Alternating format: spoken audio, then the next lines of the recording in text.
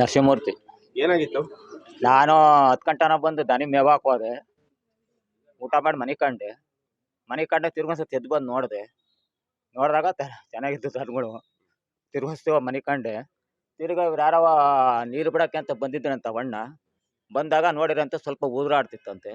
ಊರಾಡ್ದಾಗ ತಿರ್ಗಿಸತಿ ಬಿಡತ್ತ ಅಂತ ಸುಮ್ಕೋಗೋನೆ. ಬರೋಳಗಾಗಿ ದಗ ನುರಿತಂತೆ ಇವ ಅಕ್ಕ ಎದ್ದು ಬಡ್ಕೊಂಡು ಮಗ್ಳು ಮನೆಯವ್ರು ಎಬ್ಬಿಸ್ದಾಗ ರಂಗಣ್ಣಗೆ ಫೋನ್ ಮಾಡಿದಾಗ ರಂಗಣ್ಣರು ಎತ್ತಿಲ್ವಂತೆ. ತಿರ್ಗೊಂದ್ಸತಿ ಫೋನ್ ಮಾಡಿದಾಗ ಹಿಂಗೆ ಮನೆ ಹೊತ್ಕೊಂಬಿಟ್ಟು ಉರಿತೈತೆ, ದನೆಲ್ಲ ಬೆಂದೋಗ್ತದೆ ಅಂತಂದಾಗ ರಂಗಣ್ಣವರು ಆಮೇಲೆ ಇದಕ್ಕೆ ಫೈರ್ ಇಂಜನ್ಗೆ ಫೋನ್ ಮಾಡಿಸಿ ಕರೆಸ್ದಾಗ ಅವಾಗ ಬಂದು ನಮ್ಮ ಮನೆ ಮುಂದೆ ಬಂದು ಯಾರೋ ಕರೆ ತಟ್ಟಿ ಎರಡ್ರಿ ಮನೆ ಹೊತ್ಕೊಂಡು ಉರಿತೈತೆ ಅಂತಂದರು.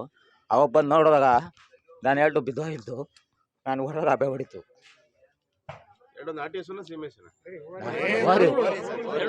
ವಾರಿ ಅಲ್ಲ, ನಾಟಿ ವಾರುಗಳು. ಎಷ್ಟಕ್ಕೆ ಬೆಲೆ ಬಾಳ್ತಾ ಇತ್ತು? 1.5 ಲಕ್ಷ. 1.5 ಲಕ್ಷ ಹೇಳಿದ್ರಾ? ಕೇಳೋ ಇದ್ರು. ಈ ಬೌಂಡ್ರಿ ಅಂತ ಆಮೇಲೆ 3 ಲಕ್ಷದ ಮಾಲು ಸುಟ್ಟೋಯ್ತು.